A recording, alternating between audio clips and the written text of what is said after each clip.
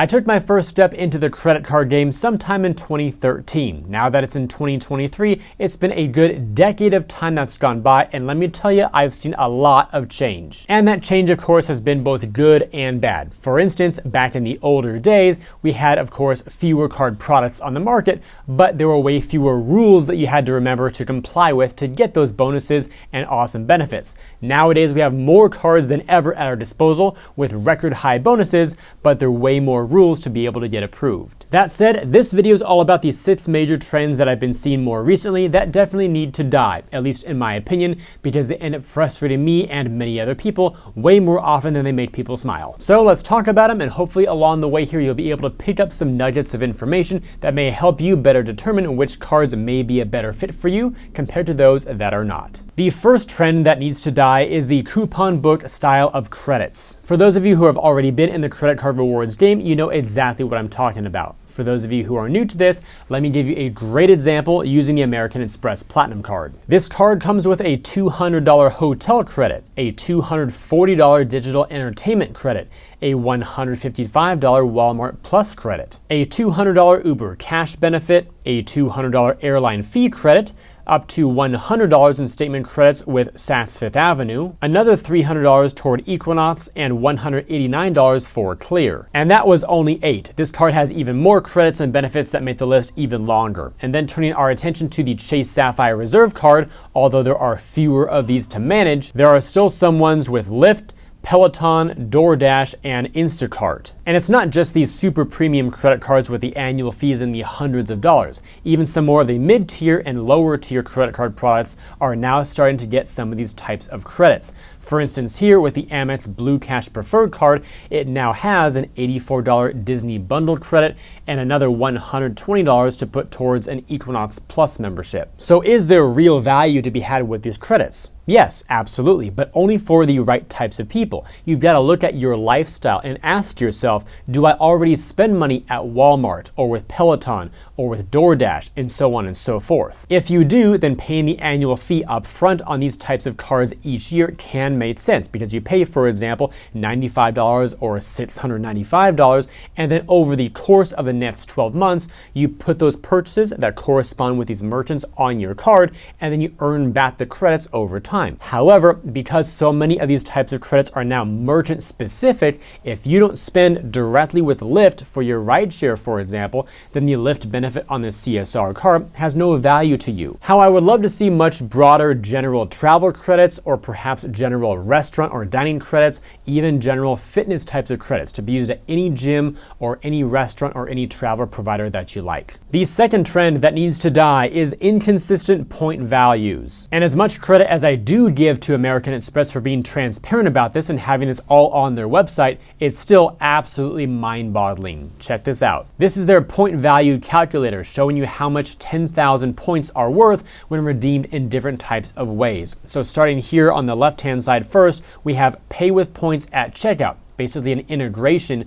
with select retail partners. So we have Amazon, Best Buy, Dell, Grubhub, and the list continues on below that. For most of these, your 10,000 membership rewards points will get you $70 of value here. In other words, a value of 0.7 cents per point, which is far from great. If you instead opt to redeem your points for gift cards, you have even more values to remember. You've got $70 of cash for an Airbnb gift card, $85 for Best Western, back to $70 for Delta, up to $100 for Fairmont hotels, back to $70 for Four Seasons, and the list again continues from there. Now, what about for those of you who like to play on Team Cashback? If you redeem for cashback as a statement credit, then you only get 0.6 cents per point because your 10,000 points are worth $60, whether you use them to cover your card charges as they hit your statement, or if you do a statement credit at any time you like. Then when it comes to booking travel, you would think that travel in general is just a standard travel redemption, but even there's some variability in here too.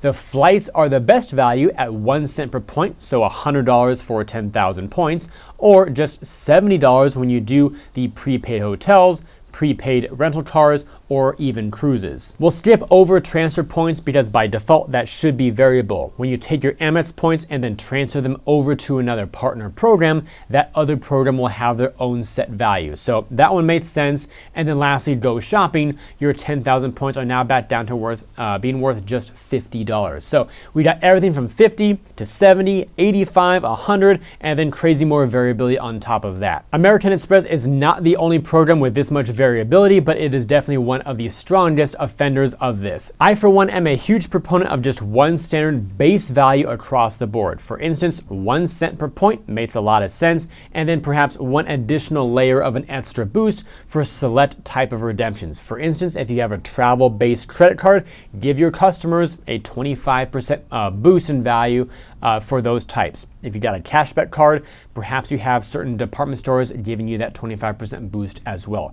But for one base value and one boost option, that's pretty manageable for a lot of people and probably makes them appreciate greater value when they do the types of things that the card is intended for. Now, despite these bad trends that we're seeing, there's actually a good one that's been taking off in recent years: elevated cashback offers. In fact, in less than 60 seconds, I'm going to tell you a secret on how you can earn up to 25% back this holiday season. From now until Christmas, you can 5 times your credit card rewards on sites like Walmart and IHG if you shop with a free app called KUDOS. Imagine this: you're about to spend $1,200 on flights with your Chase Sapphire Reserve card. On its own, this card would earn you $36 cash back, which is great. But combined with KUDOS, you could earn $180. That's basically free money. KUDOS also helps you recommend the best card to use on every purchase, which means you no longer have to keep track of things like point values, rotating categories, or hidden benefits. Just use KUDOS. This is a no-brainer because, once again, KUDOS is completely free. Whenever you shop at one of their 15,000 merchant partners, KUDOS earns a small commission from your purchase. Instead of keeping it entirely for themselves, they're sharing a piece of the pie with you by multiplying your credit card rewards. It's super easy to use. All you have to do is add KUDOS to your desktop or iPhone in just 2 clicks, shop like normal, and KUDOS will automatically appear at checkout. Stop leaving money on the table and join over 150,000 KUDOS members, earning over $100 million in credit card rewards every year. Use code MARK to get KUDOS for free by clicking the link down below or by going to joinkudos.com/mark. That's joinkudos.com/mark. Your holiday shopping is about to get a lot more rewarding. Now back to those credit card trends that should be on their way out the door. Trend number 3, welcome offer games. Some of you may have seen the 80,000 point welcome offer for the Amex Platinum card. Some of you may have seen the 125,000 point welcome offer for the Amex Platinum card.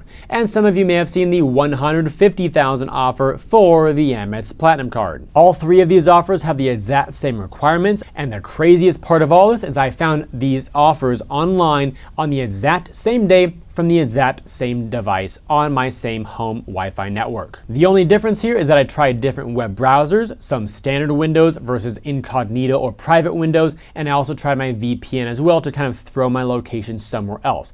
Oftentimes I don't need to do that, but when I do, it may also work in my favor. What Amex does here is they run different offers concurrently and target different people based on different criteria. It could be your browser session history, your cookies, your location, all these different types of things. It gets pretty complex, I'm sure, with how they target everybody, but it's just kind of frustrating that someone on Tuesday at 12 noon might get a 150K offer while someone else might get an 80K offer. Chase is also known to play this game in a slightly different way. For instance, right now there is an amazing offer to earn a double cashback offer on the Freedom Unlimited card, but this is only available as I record this video with select affiliate links. If you go to Chase's website directly, you won't see this. In fact, you'll see a different offer, which is to get a $200 bonus plus 5% back on gas and groceries up to a spend cap. Now, both of these offers are fantastic, but different people might prefer one over the other based on their spending habits and lifestyle. But if you did not know that one is only available via certain links, while the other one is currently on Chase's site directly, you might miss the one that's better for you, which again is kind of silly and frustrating.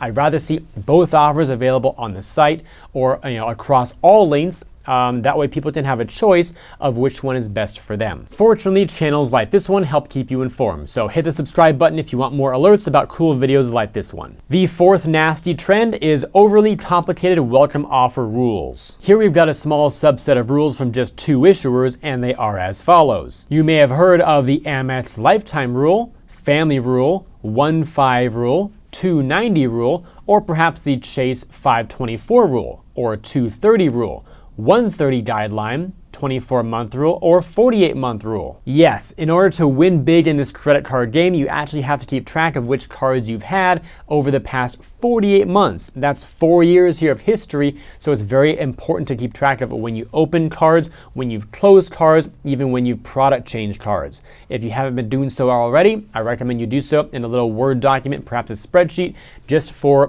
keeping track of your own world. That way, when you go to apply for a new application and look up the rules for a specific issuer, you can pretty much cross-check your history versus the current rules at that moment in time and make sure that you're going to be eligible. Because missing a big bonus in almost every situation is not cool. Trend number 5, multiple hard inquiries for one application. Now this could either mean multiple hard queries or hard pulls across different bureaus. For example, Capital One with their products are known to pull one time on all 3 major bureaus. So one application equals 3 hard inquiries. Fortunately, they don't all go in one report, which would be horrific, but one inquiry on 3 different reports, while not so bad, it doesn't bother me so much. I still think it's totally unnecessary though, especially when so many other issuers don't need to engage in that practice to come up with a yes or no decision. Multiple hard inquiries or hard pulls could also mean you submit your application once, it gets denied, you call reconsideration, and bank XYZ needs to pull your report again for the underwriter to then see if anything has changed and then do a manual decision from there. For me, in my opinion, having one report that was done just a week ago, for example, is still totally current and relevant and is more, it provides more than enough information anybody could ever need to come up with a yes or no decision for your application. And for another little note here on Capital One, if you scroll down to the bottom of the application where it has the rate and fee information, it does say that I understand that I'm not eligible for this offer if I have implemented a credit security freeze or credit lock with one or more of the credit bureaus, which prevents Capital One from accessing my credit report. In years past, I have been successful with doing a security freeze on 1 out of the 3 bureaus and then applying for a Capital One card and getting approved. But having language like this makes it more clear that it's no longer guaranteed. For example, more recently, I did do a Watch Me Apply video for Capital One. I froze my credit bureau for that Saver One card. I got approved for the card, but I did not get a bonus. So perhaps my security freeze, which I had in place at the time, hurt me. Perhaps it didn't. I don't really know, but that's again just one data point. And trend number 6, not disclosing minimum application requirements. Now, to be fair, Capital One is one of the very few that does a decent job of this. Going back to the rate and fee information, it does say, I understand that I'm not eligible for this offer if, and then a bunch of these criteria, including my monthly income, that is my disclosed total annual income divided by 12, doesn't exceed my monthly rent or mortgage payment by at least $425. I've applied for a Capital One credit card 2 or more times in the last 30 days.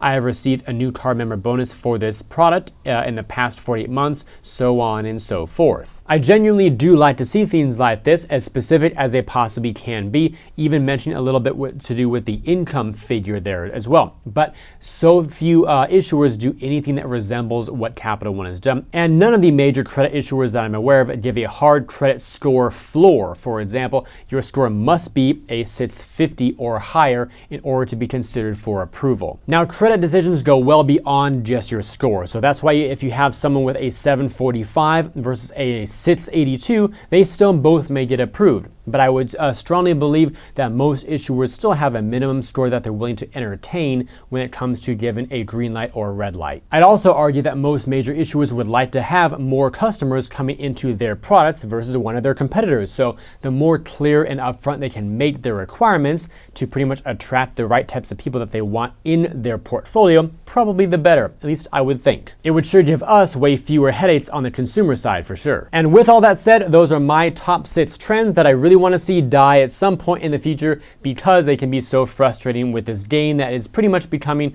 overly complex. But still, tons of opportunity to win big. If you enjoyed this video and believe it could benefit other people, then please help me get it in front of them by liking this video, subscribing to the channel, and turning on those notifications. That way you never miss an awesome upload like this one. Also check out the links down below in the description area to earn some more cash back when you shop online through Rakuten, to sign up for KUDOS and earn more rewards for purchases you're already making, and to view my site with some great credit card offers that I've organized into different categories to help you find the cards that you like best. I thank you all for watching today's video. Hope it brought you some great value and a little bit of entertainment. I look forward to seeing you in the next one, and until then, remember, you are great.